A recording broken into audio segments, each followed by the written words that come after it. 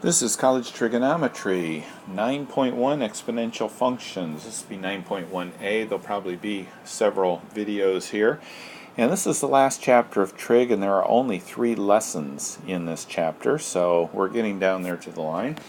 You've already done exponential functions a lot. You've done radicals, you've done logarithms, you've done exponents, and so that's pretty much what we're going to be getting into. This is a lot of exponents and a lot of logarithms. So 9.1 just shows you kind of what a graph of a logarithm looks like. So if you're given something like f of x equals 2 to the x power, remember, this is the same as y, so when you graph this, you're going to get a graph that kind of looks like that. Never crosses the y-axis, but comes close to it. So if y equals 2 to the x power, and we put an x and a y, and we put a 0 here, my y is 1. We put a 1 here, my y is 2. Put a 2 here, my y is 4. We put a negative 2 here for my x, and let me show you what that does. Negative 2, whoops, that's not a 2. Negative 2, and then that will equal 1 over 2 squared, which equals 1/4. So see what happens to my y? As I move further and further in this direction, this y will get closer and closer to 0, but it will never be 0. Because x, no matter what it is, if it equals a negative 1,000, my y value will be 2 to the negative 1,000, which is going to be 2 to the 1,000 power under 1. So it's going to be this huge number under there, but because 1 is on top, it's just a fraction that's getting closer and closer to y and will never touch y. And then when I graph that, not too terribly hard to graph. Let's get rid of my fake graph there and actually put what that graph would be. We get 0, 1. Always crosses there. 1, 2, 2, 4. Negative 2, 1/4. So our graph will end up looking like that and never crossing the y-axis. And one of the things that's important is it will always cross that point there, 0, 1. Because whenever x is 0, y will always be 1, no matter what that number is. So anyway, that's just a real quick and easy review on what the graphs are going to look like. But what happens if I say f of x equals 2 to the x power, and this is example 1, and I'm asked to find f of negative 1. That is going to be 2 to the negative 1 power, because remember, we're just plugging that in there, and that's going to be 1/2. If I say f of 3 to the 2x power, that's going to be 2 to the 3rd power, which is going to be equal to 8. So you're just plugging numbers in there for that x right here and giving me the answer. So example 1 is pretty simple to go through. And an exponential function is like this. Blue box, bottom of page 389, and that equals a to the x power. Okay, so that's the exponential function with base a. Alright, so let's jump up to page 391, and it gives you a graph there with the different options giving the exponential function if you plug things in. So notice that anytime, now let me get a picture here. Okay, so there's the picture. Anytime our base number is a number greater than 1, the function is going to increase.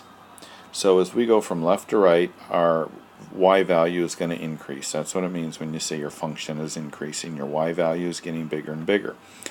On the other hand, when our base number or they call it our A, our number right there, is less than 1, but greater than 0, it decreases as we go from left to right.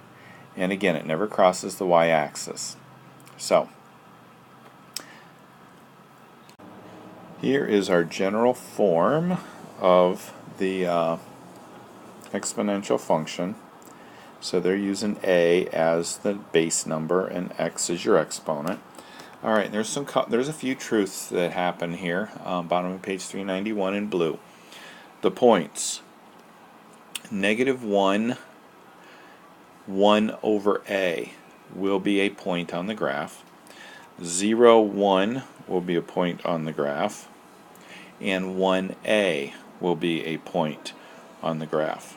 Okay, so here's 1a there and there and there.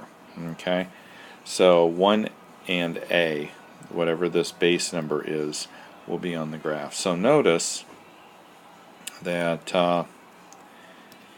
if I am at 1, whoops, I'm sorry, I was showing something other than 1.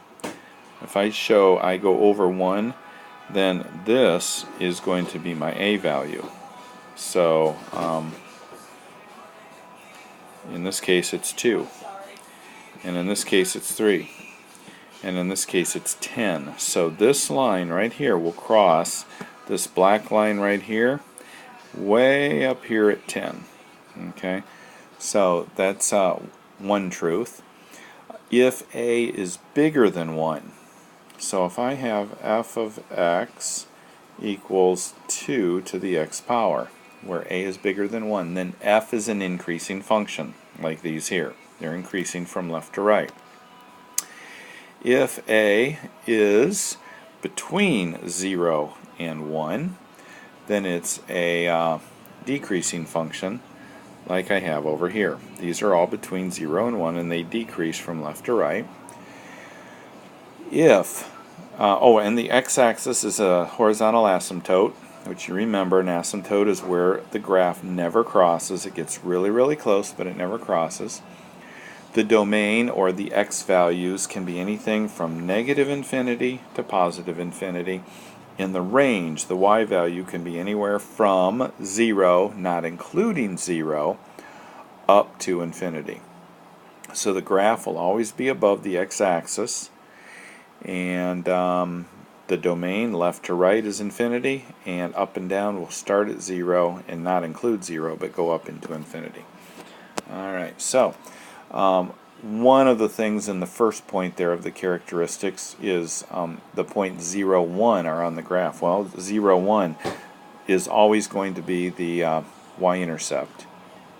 Okay, so just something to remember there. So if I have f to the x value, and I say that equals 5 to the x, and I'm looking at that, my y-intercept is going to be 1, because it always is. The x-axis is a horizontal asymptote. Plot a few points, so meaning you're going to do this, and you're going to put some numbers in here for x, and kick out a y value. So y, 25, -1 would be 1/5, and -2 would be 1 over 5 squared. So you've got some values there that you can graph or plot, and then you're going to get a graph that is going to look like the one on the top of page 392. Alright, so we'll continue with this lesson 9.1 in the next video.